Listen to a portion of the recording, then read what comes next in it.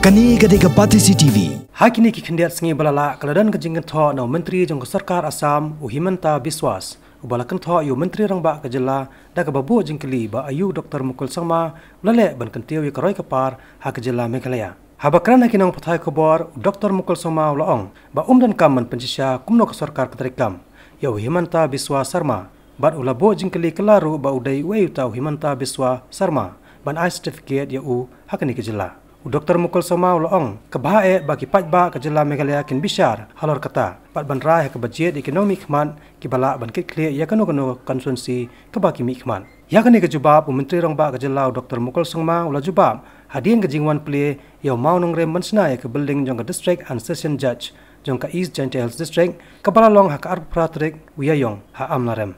People of Meghalaya, we are privileged and fortunate to have alert, assertive citizen. You know, this is something unique and exclusive of our state, and that is the strength of our state. Our people are vigilant, alert, assertive, and that is the strength. That's why you see, you know, the way our electorates elect their representatives. They don't elect any Tom, Dick and Harry. They look at people and they elect, and they evaluate. You know, so that is the background of our people. The strength of the state is the people of the state. Our people are not so gullible. Okay.